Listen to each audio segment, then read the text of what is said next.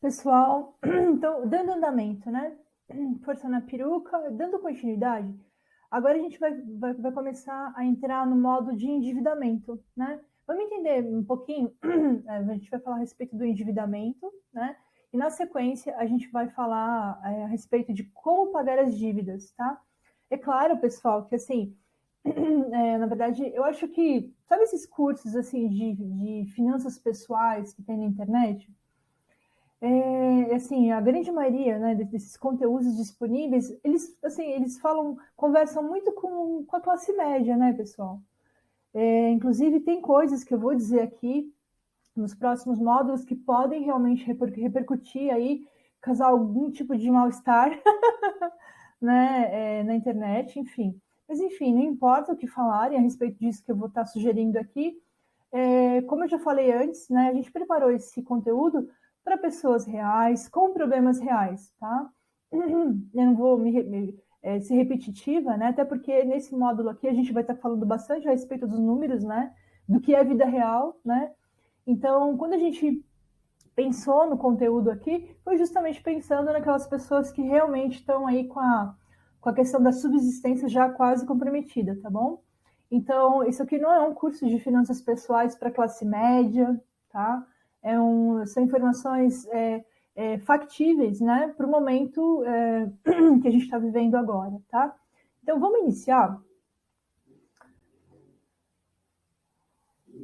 Então, assim, com relação às informações, tá?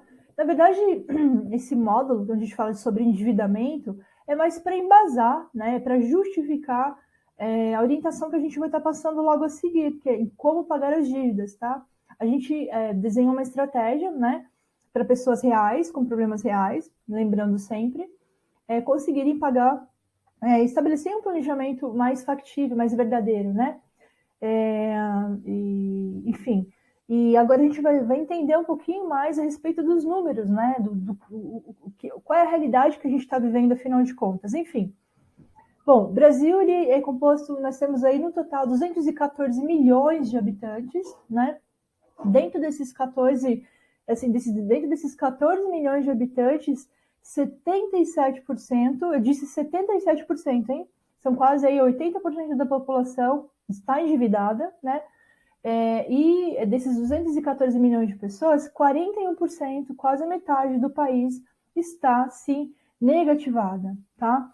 E aí, na verdade, assim, e uma coisa que chama bastante atenção, pessoal, quando a gente preparou esse conteúdo, óbvio, né? A gente não está criando números aqui, números falsos, números vazios, não. A gente teve a preocupação, é claro, de fazer uma pesquisa e buscar informação, tipo assim, dados, né, números com base em estudos, né, principalmente assim, aqueles levantamentos feitos pelo IBGE, né, tá bom? Então, assim, tudo que a gente colocou aqui tem embasamento, tá? E o que mais preocupou, acho que o que mais chamou a atenção desses estudos, nessas pesquisas aí sobre pobreza e endividamento, foi que os principais motivos dos endividamentos, assim, o perfil do endividamento do brasileiro tem mudado bastante.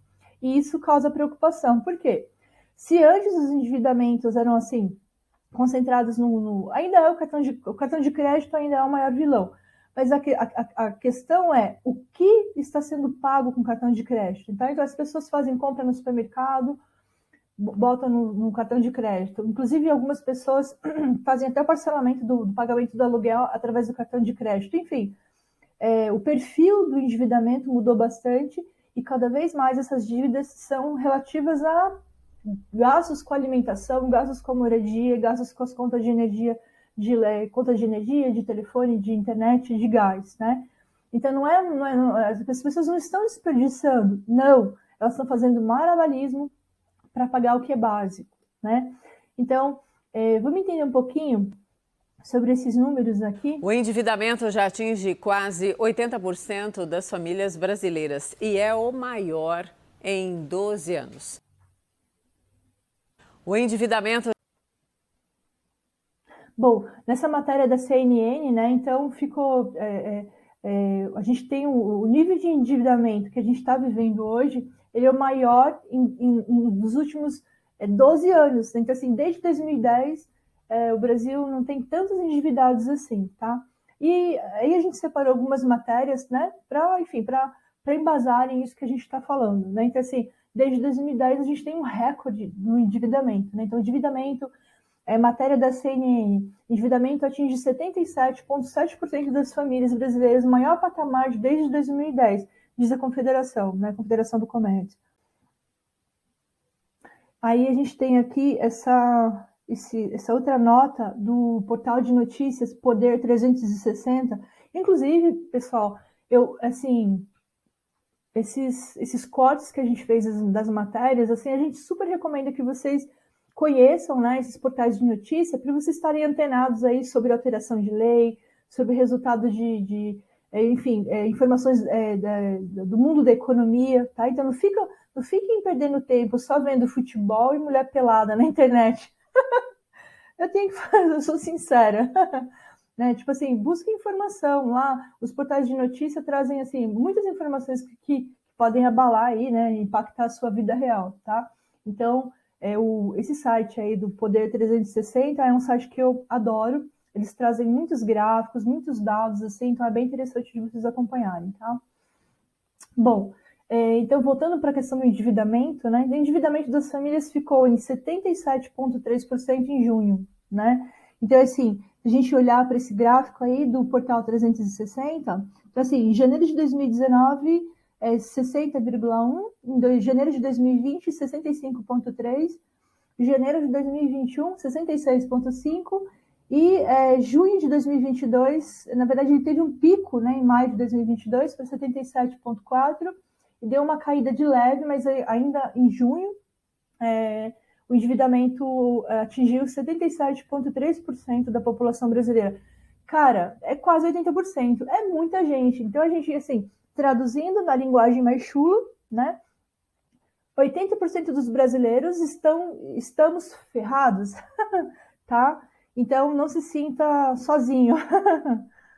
Então, assim, de 2019 até 2022, né, o ano que estamos, o crescimento do endividamento foi de 30%. É muita coisa, meu povo, né? E assim, é claro que, fazendo uma retrospectiva, né, em 2019 nós éramos felizes e não sabíamos, né?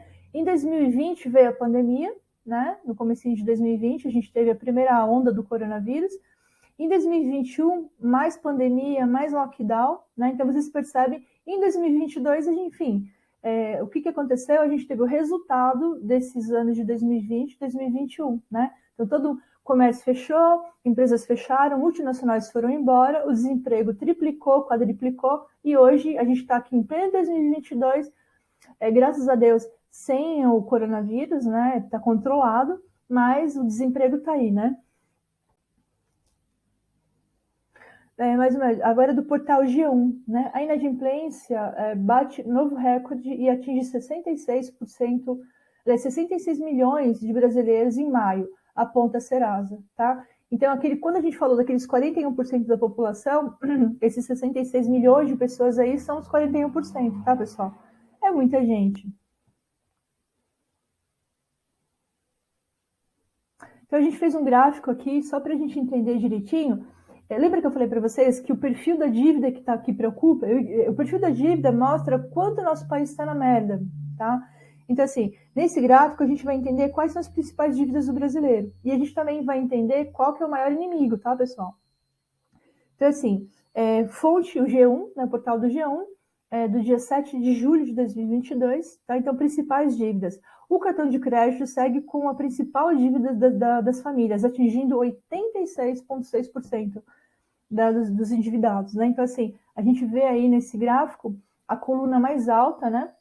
Realmente é o cartão de crédito, né? Então, assim, ele é incomparável, é o campeão. Só que eu acho fica difícil de mensurar, porque com o cartão de crédito você paga todo tipo de dívida, inclusive luz e água também, a gente costuma pagar pelo cartão de crédito, né? Então, na verdade, a gente consegue entender que o cartão de crédito é a principal ferramenta para pagamento de dívidas na vida moderna, né? Então, cartão de crédito, luz, água e gás, financiamento do carro, empréstimo, financiamento da casa, cheque especial, consignado e outras, tá? Então, na verdade, na minha opinião, esse gráfico não diz muita coisa, porque, afinal de contas, o cartão de crédito é um meio moderno de pagamento das dívidas, né? No próximo módulo, a gente vai aprender qual é a melhor maneira de usar essa bendita ferramenta, tá? Então, assim, ela é terrível, ela é péssima? Sim, mas ela também é útil, né? Então, vamos adiante. Essa matéria também do G1, né, do dia 20 de julho de 2021. Banco Mundial, olha só essa notícia, pessoal. O Banco Mundial é como se fosse um olho que tudo vê, para quem gosta de teoria da conspiração. O Banco Mundial é o olho que tudo vê. Na verdade, assim, eu estou brincando, né? Mas na prática ele é assim. O Banco Mundial é o banco, ele dita as regras, né, para toda a rede bancária do mundo todo, né? E como os governos acabam pedindo dinheiro emprestado para o Banco Mundial, né, para o Federal Reserve, né? Então você acaba obedecendo. Cada vez que você precisa tomar empréstimo de alguém, é aquela pessoa que vai dizer como é que você deve portar com seu dinheiro, né? Então, sim, os governos acabam recebendo orientação do Banco Mundial. E o Banco Mundial, ele também tem um trabalho, né? Quando ele vai emprestar dinheiro, quando ele vai financiar um país, por exemplo, conceder empréstimo para um estado, um município, enfim, ele monitora aquele país, né? Então, assim, por exemplo, a Argentina, por exemplo, já deu calote, né? Já deu calote e deixou de pagar aí os investidores em um determinado período, né? Eu não sei como é que está agora, mas eu acho que eles também devem estar dando calote aí também, estão numa situação bem complicada, né? Mas o Banco Mundial, ele vai medindo, ele vai monitorando os países para saber quais são as chances desses países enfim, da calote no pagamento das dívidas, né? Porque quando a gente fala de dívida externa, a gente está falando de dívidas que foram contraídas com empréstimos, né, junto ao Banco Mundial, tá? Então, ele é o olho que tudo vê. E o Banco Mundial falou o quê? O Banco Mundial prevê 9 anos de efeito negativo da pandemia sobre emprego e salário no Brasil. Quando uma instituição desse tamanho, que é o Banco Mundial, e eles sabem de tudo, quando eles dizem que eles têm uma previsão de 9 anos de efeito negativo da pandemia, eles estão dizendo que a pandemia aconteceu em 2020 e 2021, tá? Então, assim, se a gente não está gostando do ano de 2022, é bem provável que a gente também continue sofrendo aí, em algum grau, pelo menos, né, os efeitos dessa problemática, pessoal, tá? Então, não se enganem. 2022 o coronavírus está controlado, mas economicamente falando, nós estamos ferrados e a perspectiva pode ser boa, né, com a troca do presidente? Pode ser, mas também pode não ser. Né? Então, assim, não é momento... volto a falar, principalmente assim, o desemprego ele não foi motivado só pela pandemia, muito pelo contrário. A questão da tecnologia, da digitalização e da automação dos serviços, ela vai, sim, tirar o emprego de muito cidadão comum, tá? Então, e essa é uma tendência, e vai acontecer num espaço de tempo muito curto, tá? Ao mesmo tempo que a tecnologia traz muitos benefícios, né?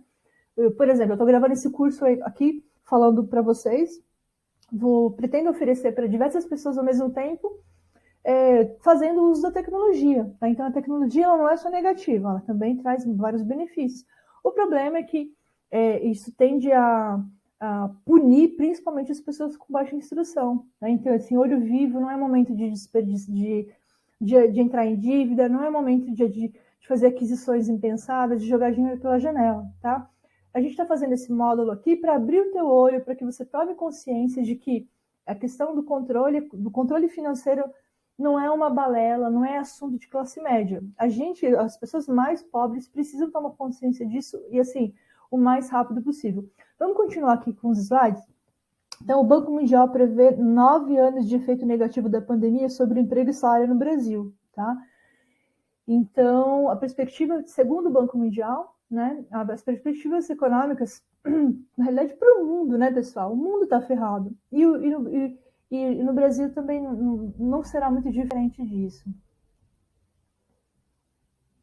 Enfim, agora, assim, eu vejo, assim, inclusive, assim, é muito cada vez mais eu vejo pessoas na internet, né, falando, enfim, sobre educação financeira e etc, né? E, assim, às vezes eu tenho a impressão de que eles acham que as pessoas se tornam devedoras porque elas querem, né? E quando a gente fala de uma família mais humilde, mais pobre, com menos recursos, a gente sabe que as famílias acabam entrando numa espiral quase que elas não entram, elas são empurradas, né? Quem perde emprego é empurrado para a pobreza, né? Então vamos lá, principais motivos do endividamento. Então, primeiro, gente, desemprego, tá? A gente teve uma alta no desemprego. Se você não tem renda, você não paga, né? E também não consome. Ausência do controle de gastos, tanto dos mensais como nos anuais, essa é uma realidade, né? Então, por isso que você adquiriu o nosso conteúdo, e a partir de agora você vai ser uma pessoa mais responsável com suas finanças, né? Uso inadequado do crédito, como aqueles que têm altos juros, como cartão de crédito, cheque especial, não tem jeito, né, pessoal? São os vilões. Mas um motivo mais recente, despesas emergenciais ou imprevistas com doenças de família, de pessoas da família. Tá aí, né, pessoal? A pandemia. Todo mundo, acho que a maioria da população teve alguém doente na família por ter contraído o coronavírus, né? Então foram tempos difíceis. Muita gente perdeu, né, o seu familiar, pessoas queridas da família. Inclusive, muitos pais de família, mães de família morreram e deixaram aí os filhos desassistidos, né? Enfim, muitos avós, né, que eram aposentados, perderam as suas vidas e também deixaram as famílias desassistidas, tá? Então, assim, eu coloquei isso aqui na lista porque foi a realidade que a gente enfrentou, né? Que mais? Consumo emocional por impulso. A gente vai falar bastante disso no módulo O Dinheiro e as Emoções. Inclusive, lá eu estou dando meu depoimento, porque eu fui vítima das minhas emoções, tá? Compras por status, por pressão externa da família, amigos e por influência do marketing. A gente vive num tempo de rede social, né? Então, assim, essa pressão de parecer, né? A gente vive numa pressão, tipo assim, principalmente os adolescentes, né? Eles precisam parecer alguma coisa, né? E para isso acabam consumindo mesmo sem poder, né? Redução dos gastos sem redução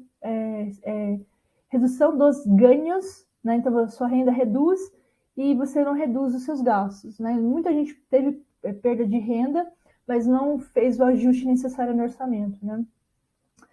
Pouco conhecimento sobre a melhor forma de lidar com o dinheiro, tá? Então, assim, esse pouco conhecimento sobre a forma como lidar com o dinheiro é uma coisa que a gente gostaria muito de ajudar você a resolver aqui nos próximos módulos, tá bom?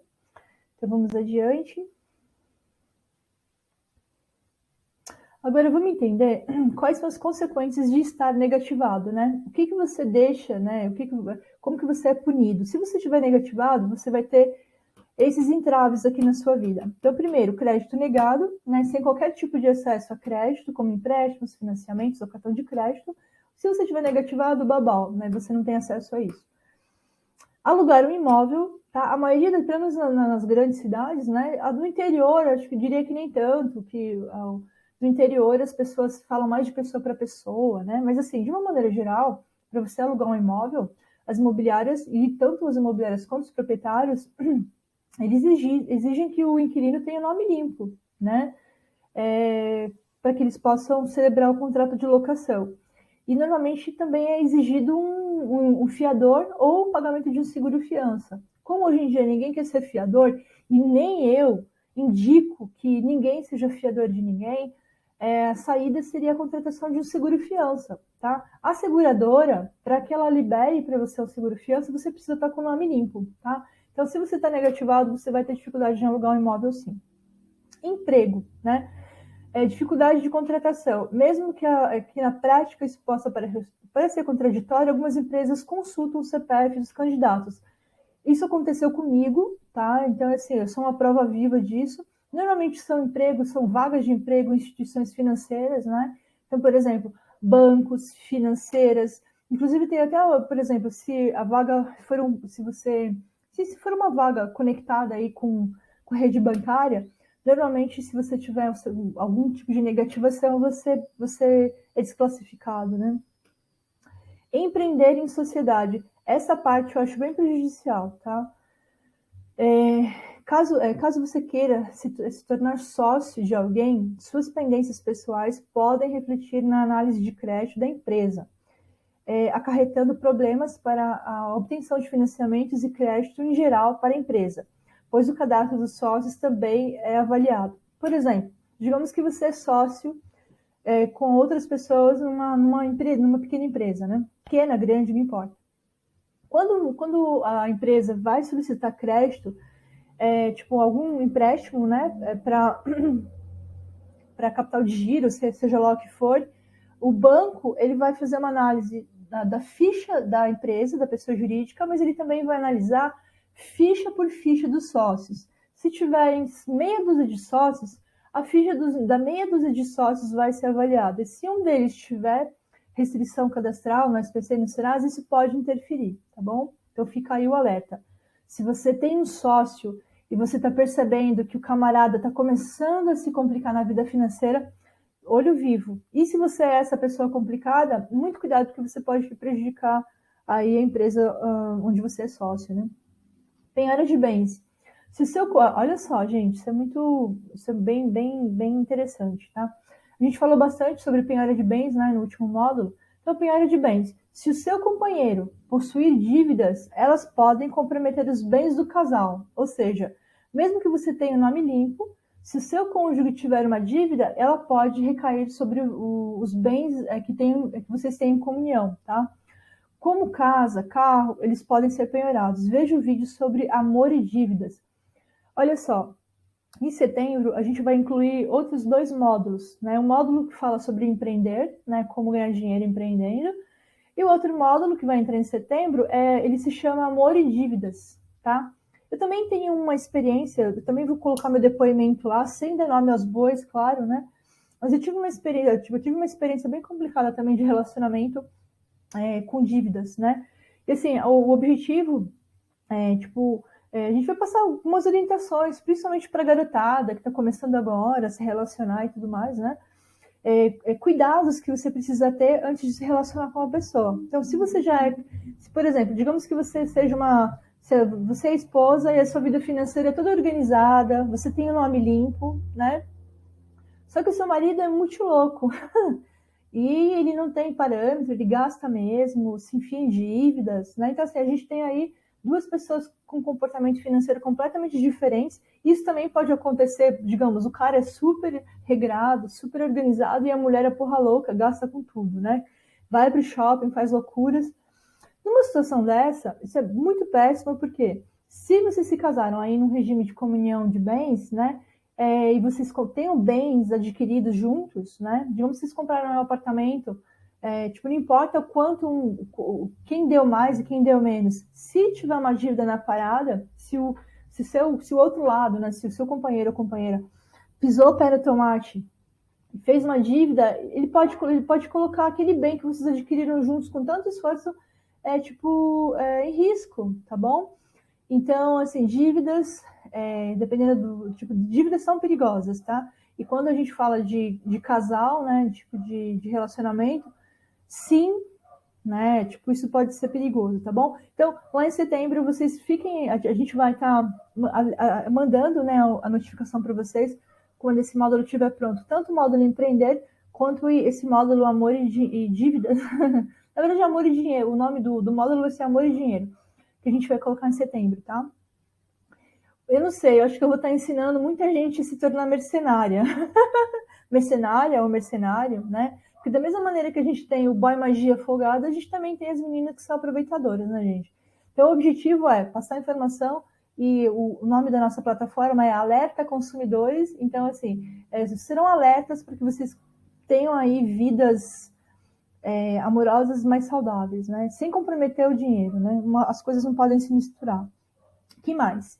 Concurso público. Alguns concursos públicos, em especial aqueles para órgãos financeiros como Banco Central, BNDES, bancos em geral, exigem que o candidato tenha nome limpo. Tá? Então, se você, de repente, for prestar concurso público para o BNDES, né, para o Banco Central, pode se preparar, que se você tiver com o nome sujo, você vai ter que limpar ele primeiro, tá? Senão você vai ser desclassificado. Restrição interna. A gente já falou bastante sobre restrição interna, já estou até cansada desse negócio, mas enfim. Restrição interna, os bancos, ainda assim, a gente deixou por último aqui nessa listinha, então, consequências de estar negativado, né? Então, assim, além de tudo isso que a gente acabou de mencionar, restrição interna. Os bancos mantêm nota de prejuízo no seu SCR junto ao Banco Central toda vez que você deixa de pagar uma dívida ou pague através de uma assessoria de cobrança com desconto. Essa informação, além de impedir o seu crédito naquele banco, também impede a aprovação em toda a rede bancária, pois é compartilhada através do Banco Central. Disso vocês já estão sabendo, inclusive vocês aprenderam o que fazer a respeito, não é verdade? Tá? A gente colocou isso aí, esse iceberg, né, esse pedaço de gelo gigante no meio do mar, só para ilustrar, para que você... Acho que essa questão visual é super importante para a gente ter em mente como as coisas funcionam, né? Então a gente colocou o iceberg das dívidas. Quem sabe o que iceberg nada mais é do que um pedaço de gelo, uma calota de gelo gigante, né, que se soltou do todo e fica ali num determinado ponto do oceano, tá? E quando a gente vê um iceberg, né, a gente consegue ver só a pontinha dele. Normalmente, o que está debaixo d'água é a maior, a maior proporção dele, né? Então, assim, com relação ao iceberg das dívidas, então a gente tem lá na ponta o que todo mundo conhece, né, o mais usual, que é o Serasa.